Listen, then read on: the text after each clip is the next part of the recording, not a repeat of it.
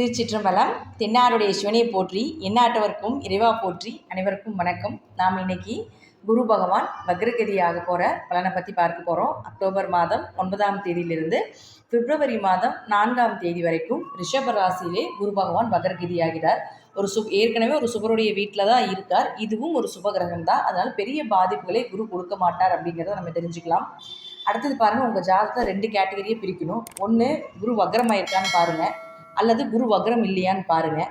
இப்படி குரு வக்ரமாக இருந்தால் இந்த 4 மாத காலங்கள் ஒரு நல்ல விஷயங்கள், ஒரு ஜாக்பாட் மாதம், நினைக்கிறதெல்லாம் நடக்கக்கூடிய விஷயங்கள் இதெல்லாமே நடக்கும். ஒருவேளை உங்கள் ஜாதகத்தில் குரு வக்ரம் இல்லாமல் இருக்கார் அப்படின்னா கொஞ்சம் கவனமாக இருந்து செயல்படுத்த வேண்டும் அப்படிங்கிறத நம்ம தெரிஞ்சுக்கலாம்.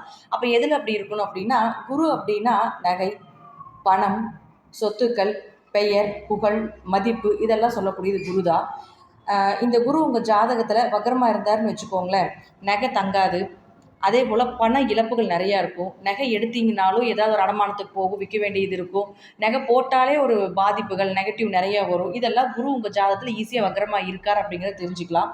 அதே போல் குழந்தைகள் சார்ந்த ஒரு அவமானங்கள், குழந்தைகளுக்கு எது செய்ய முடியாமல் இருக்கிறது, குழந்தை தடை ஏற்படுறது, குழந்தை தாமதமாக பிறப்பது, அது எல்லாமே உங்களுக்கு குருவினுடைய தன்மையில் வந்துடும். பரம்பரை சொத்துக்கள் இருக்காது, தாத்தா பாட்டி சொத்துக்கள் சேர்த்த முடியாது, எவ்வளோ பணம் வந்தாலும் தங்காது, வர்றது எல்லாமே செலவாகுது, விரயமாகுது அப்படிங்கிற அமைப்பு எல்லாமே இந்த குரு பகவான் தான் கொடுப்பார். எங்கே போனாலும் பெயர் புகழ் இருக்காது. அதே போல் உங்களுக்கு நீங்கள் யாருக்கு என்ன நல்லது செஞ்சீங்கனாலும் திருப்பி பலன் அப்படிங்கிறது ஒரு துளி கூட கிடைக்காது. இது உங்கள் ஜாதகத்தில் இயற்கையாக குரு கெட்டிருக்கும் அப்படிங்கிறத நம்ம தெரிஞ்சுக்கலாம்.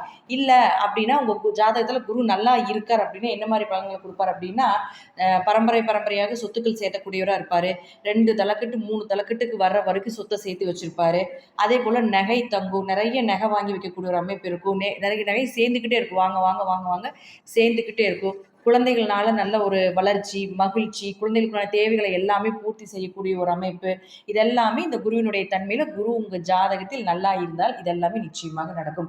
இதிலிருந்தே தெரிஞ்சுக்கலாம் உங்கள் ஜாதகத்தில் குருவினுடைய நிலை, குரு நல்லா இருக்காரா நல்லா இல்லையா அப்படிங்கிறத நீங்கள் தெரிஞ்சுக்கோங்க. இப்போ நாம் ஒரு ராசிக்கு உண்டான இந்த குரு வக்ரகதி என்ன ஆவார் அப்படிங்கிறத நம்ம பார்க்கலாம். கன்னி ராசிக்கு 9ஆம் இடத்துல குரு வக்ரகதி ஆகிறார்.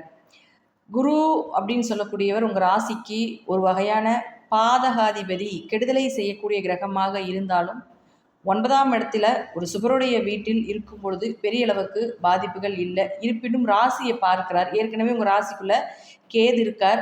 சனியும் பார்த்துட்டிங்கன்னா வக்ரகதியில் தான் நிற்கிறார். சுபகிரகங்கள் வக்ரமாகும் பொழுது பெரிய அளவுக்கு பாதிப்புகள் இல்லை. சுபகிரகம் குரு. ஏன்னா சனி வக்ரமாகி தான் இப்போது நடந்துகிட்ருக்கு. அப்போ சனி வக்ரமாகிறதா கொஞ்சம் பிரச்சனை. மற்றபடி குரு வக்ரமாகிறது பெரிய அளவுக்கு பாதிப்புகள் இல்லை அப்படிங்கிறத முதல்ல தெரிஞ்சுக்கலாம். உங்கள் ஜாதகத்தில் பாருங்கள், குரு பகவான் வக்ரமாக இருக்கிறார் அப்படின்னா வாவி இப்படிலாம் போட்டிருப்பாங்க. அந்த மாதிரி குரு வக்ரகதியில் இருக்குது அப்படின்னா இயற்கையாகவே பூர்வீக சொத்து சார்ந்த பிரச்சனைகள் அப்படிங்கிறது ஒரு தீர்வுக்கு கொண்டு வருவாங்க. அதே போல் வீடு மனை சொத்து சுகங்கள், ஏன்னா வக்ரம் அப்படின்னா வேகப்படுத்துதல், மிகைப்படுத்துதல், அதிகப்படுத்துதல் அப்படிங்கிறது பெயர். அப்போது வீடு சொத்து சுகங்கள், வண்டி வாகன யோகங்கள் இதெல்லாமே கொஞ்சம் அதிகப்படுத்துறதுக்கு உண்டான வாய்ப்பு, ஒரு புதிய முயற்சிகள், அந்த எண்ணத்தை அதிகப்படுத்துறது, ஏதாவது ஜெயிக்கணும், ஏதாவது வீடு இன்னும் வாங்கணும், சொந்த வீட்டில் போய் இருக்கணும் அப்படிங்கிற விஷயத்தை, சொந்தமாக வண்டி வாகனங்கள் வாங்கி எல்லாத்துக்கு முன்னாடி பெயர் புகழோட வாழ்ந்து காட்டணும் அப்படிங்கிற எண்ணத்தை ஏற்படுத்தி கொடுக்கும். ஏற்கனவே 9ல் இருக்கிறப்ப அந்த எண்ணத்தை எல்லாமே கொடுத்துட்டு தான் இருப்பார். இன்னும் மீண்டும் அதிகப்படுத்தி கொடுப்பார் அப்படிங்கிறது தான் உண்மை. அடுத்தது பாருங்கள், அது தாய் ஸ்தானமாக இருக்கிறதுனாலையும் கொஞ்சம் தாயினுக்கு உங்களுக்கு தாய் மூலமாக ஏதாவது ஒரு உதவிகள் கிடைக்கிறது, தாய்க்கு ஏதாவது நீங்கள் ஏதாவது நல்லது செய்யக்கூடிய ஒரு சூழ்நிலைகள் இதெல்லாமே கொடுப்பார். ஒருவேளை உங்கள் ஜாதகத்தில் குரு வக்ரமாக இல்லை அப்படின்னா இது சார்ந்த விஷயங்கள் எல்லாமே கொஞ்சம் தடைப்படுத்துங்க, கொஞ்சம் தாமதப்படுத்துங்க. இது எல்லாமே கொஞ்சம் ஏமாற்றங்களை கொடுத்து விடும் அப்படிங்கிறது உண்மை. பண இழப்புகளை ஏற்படுத்தி கொடுக்கும் அப்படிங்கிறதும் உண்மை. அதே போல் இந்த குரு அப்படின்னு சொல்லக்கூடிய 7ஆம் அதிபதியாக இருக்கிறதுனாலையும் குரு வக்ரமாக இருக்கும் பொழுது 7ஆம் இடம் அப்படிங்கிறது திருமண உறவுகள், கணவன் மனைவிக்குள்ள இருக்கக்கூடிய அந்யோன்யங்கள், கணவன் மனைவி உறவுகள், நண்பர்கள், பார்ட்னர் போட்டு தொழில் பண்ணிட்டு இருக்கிறது, இதெல்லாமே உங்களுக்கு 7ஆம் இடத்தை சார்ந்து வரும். ஒரு வியாபாரம் செய்கிறது அப்படின்னாலும் 7ஆம் இடம் தான். அப்போ குரு வக்ரமாக இருக்காருன்னு வச்சுக்கோங்க உங்கள் ஜாதகத்தில், இது எல்லாமே சிறப்பாக இருக்கும். திருமண வரன் வரும், இன்னும் கொஞ்சம் நல்ல வரனாக பார்க்கலாம், இன்னும் கொஞ்சம் நல்ல பிள்ளைய தேடலாம், இன்னும் கொஞ்சம் நல்ல மாப்பிள்ளையை தேடலாம். கணவன் மனைவிக்குள்ள கொஞ்சம் கருத்து வேறுபாடுகள் இருக்குது அப்படின்னா அதில் எல்லாமே ஒரு தீர்வு பண்ணுறதுக்கு என்ன ஒரு வழி. இப்போ டிவோர்ஸ் வரைக்கும் போனவங்களுக்கு எல்லாமே இந்த டைமில் கொஞ்சம் பேச்சுவார்த்தை நடத்துனாங்கன்னா கொஞ்சம் சால்வ் ஆகி வருவாங்க அப்படிங்கிற அமைப்பு எல்லாமே கொடுத்து விடும். நண்பர்களுக்குள்ள பார்ட்னருக்குள்ள ஒரு வெறுப்புத்தன்மையோ ஒரு புதிய பார்ட்னர் உருவாகக்கூடிய ஒரு சூழ்நிலைகளோ, புதிய நண்பர்கள் சேர்க்கையோ இதெல்லாமே ஏற்படுத்தி கொடுத்துவிடும்.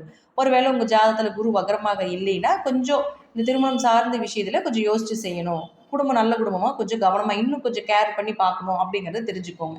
அடுத்து நண்பர்களுக்குள்ள ஒரு சில சண்டை வரும், மனக்கசப்புகள் வரும். தெரிஞ்சுக்கோங்க இதுதான் நமக்கு நடக்க போகுது இந்த காலகட்டங்கள். அதனால நம்ம இன்னும் ஒரு 4 மாத காலங்கள் தானே, அதனால நம்ம கொஞ்சம் இதிலிருந்து கொஞ்சம் கவனமாக இருந்துக்கலாம் அப்படிங்கிறத தெரிஞ்சுட்டு, இந்த மாதிரி விஷயங்கள்ல கொஞ்சம் நம்ம ஜாதகத்தைப்படி தசாபுத்தியும் சரியில்லைனாலும் நம்ம ஜாதகப்படி கொஞ்சம் தாழ்ந்து போகிறது எதுவும் தப்பு வராது அப்படிங்கிறது தான் உண்மை. விட்டு கொடுத்து போகிறவங்க என்றைக்குமே கெட்டு போகிறதில்ல அப்படிங்கிறது உண்மை. அப்படிங்கிறதுக்கு தகுந்த மாதிரி நீங்கள் ஏற்படுத்திக்கோங்கன்னு சொல்கிறேன். ஏன் அப்படின்னா உங்களுக்கு இவர் குரு இதே கன்னி லக்னமாக இருந்துன்னு வச்சுக்கோங்களேன், முழுக்க முழுக்க பாதகாதிபதின்னு நம்ம எடுத்துக்கலாம். கன்னி ராசினா மனதை சொல்லக்கூடிய ஒரு கிரகமாக இருக்கிறதுனால மனசை தான் போட்டு குழப்பும், மனசை சஞ்சலப்படுத்தும். அப்போ ஜாதக ரீதியாக பாருங்கள், தசாபுத்தி நல்லா இருந்தால் சுபகிரகங்கள் பெரிய அளவுக்கு பாதிப்புகளை கொடுக்காது. தசாபுத்தி நல்லா இல்லை அப்படின்னா கொஞ்சம் ஏற்ற இறக்கங்களாக கொஞ்சம் உங்களை சீண்டி பார்க்கும் அப்படிங்கிறதா உண்மை. வாழ்த்துக்கள், நன்றி. மீண்டும் ஒரு நல்ல பதிவில் சந்திக்கலாம். திருச்சிற்றம்பலம், தில்லையம்பலம், ஸ்ரீ நரசிம்மர் திருடிகளே சரணம்.